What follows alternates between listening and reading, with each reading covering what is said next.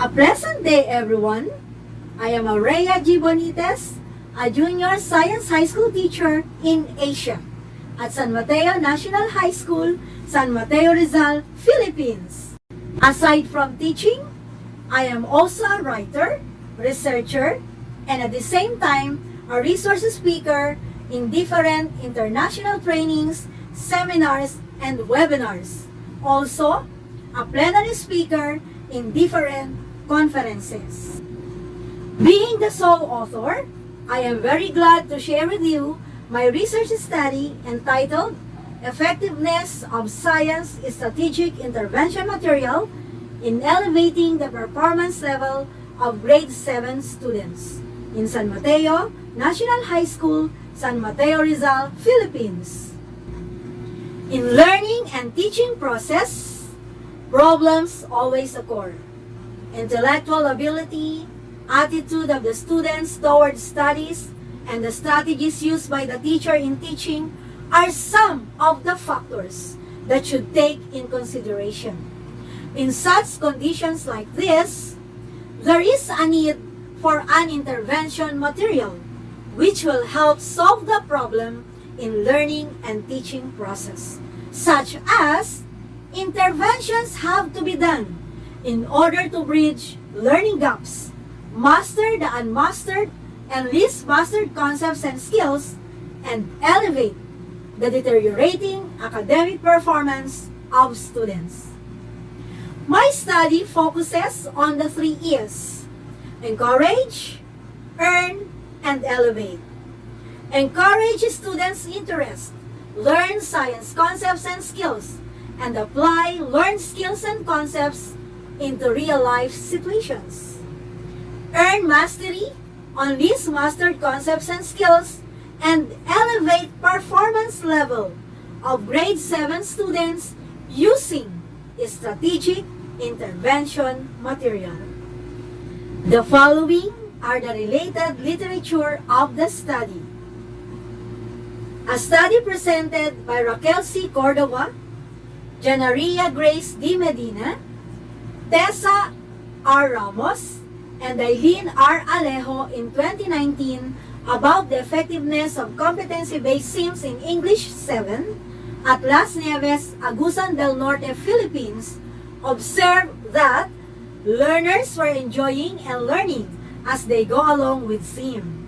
This led to the excellent performance of the learners, and they were able to develop their passion in reading.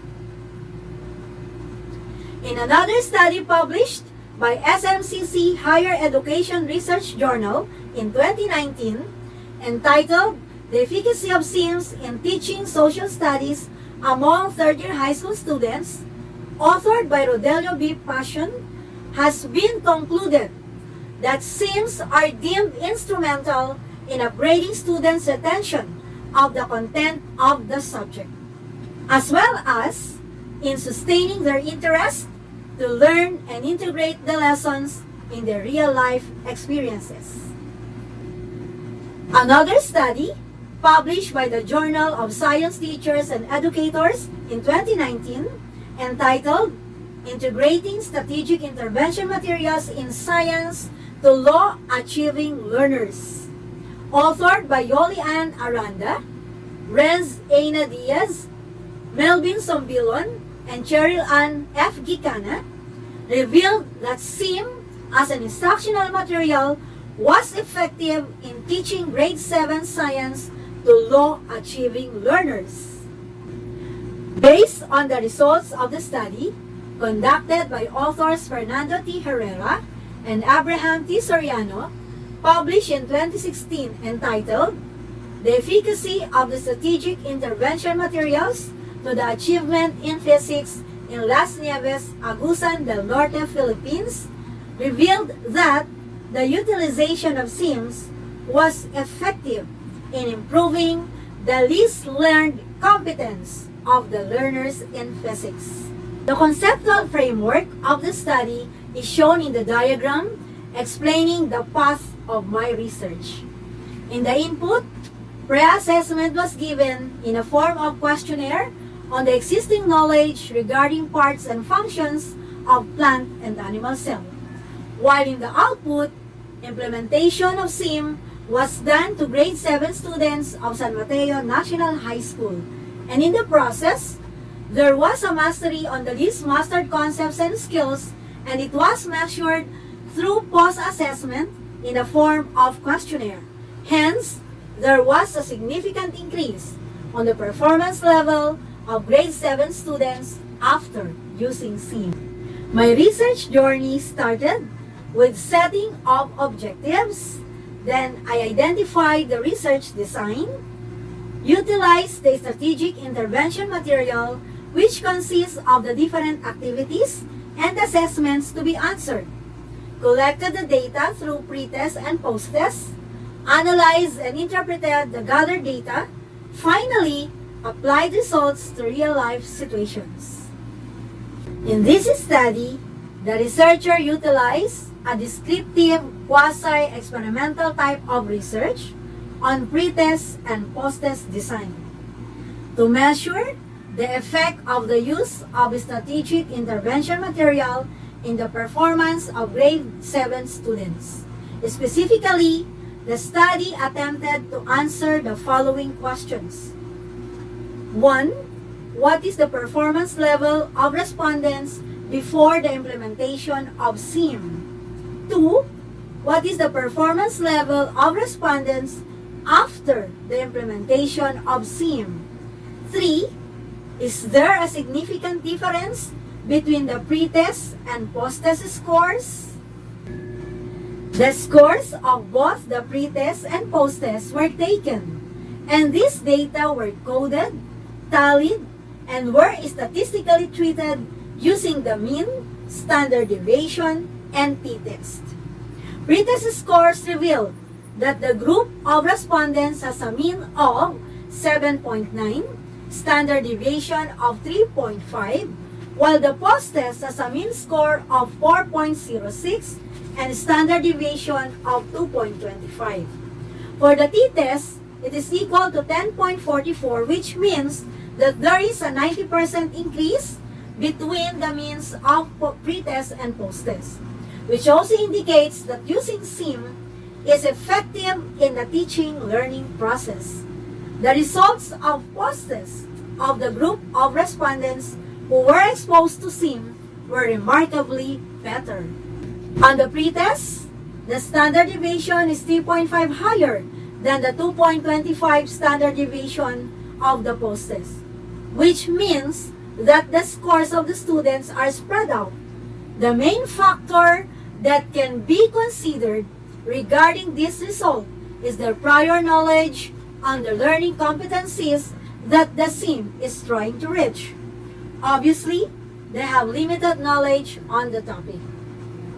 On the other hand, the post-test standard deviation is 2.25, which is lesser than the 3.5 of the pre-test.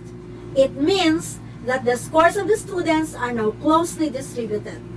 Affirmatively, they have enough knowledge which help them to answer the SIM correctly. The results revealed that there was a significant increase in the performance level of the respondents conducting the intervention material.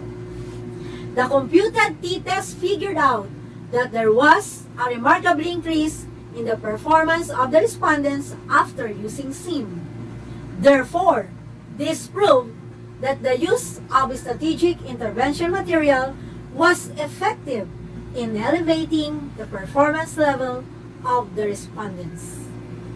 The strategic intervention material in science and technology, entitled Cell Simply Amazing, was introduced by the author to the students. So what is a SIM? Strategic Intervention Materials, popularly known as SIM in Philippine education, is an instructional material meant to reteach concepts which are least mastered by the students. The basic parts of which are the guide card, activity card, assessment card, enrichment card, reference card, and answer card. So what do we mean by the guide card? This part of the SIM gives a preview and overview of what the students will learn. This also challenges the learners in performing the task. Activity card provide different organized activities to enhance the skills of the learner. These also provide examples to concretize the concepts, particularly drawn from real-life experiences. Assessment card. This assesses the skills of the learner on how far he understands the particular topic. This also measures the mastery of the lesson. Enrichment card consists of the different activities that will be answered to enhance the learner's mastery about the lesson after using SIM and apply the knowledge to the outside world. The reference card is the list of resources that will reinforce concepts and skills learned and gives additional content not found in the textbook. While the answer card reveals answers to the different given activities and assessments. Students were performing their activities on the parts and functions of plant and animal cell entitled Cell Simply Amazing. The following are the conclusions of my study. Students perform at the same level before using SIM. The posted scores of the group of respondents who were exposed to SIM were remarkably better. There was a significant increase in the performance level of the respondents after utilizing the intervention material. The use of strategic intervention material was effective in elevating the performance level of the respondents. The Department of Education included SIM making as one of the contests during science fairs in school, division, regional, and national level competitions in the Philippines. Teachers of science use strategic intervention materials made by the researcher to reteach concepts and skills. Teachers are inspired, motivated, and encouraged to make and develop more strategic intervention materials. There was a significant increase in the performance level of the respondents after utilizing the intervention material. I am Aurea G. Bonitez, the research author from the Philippines.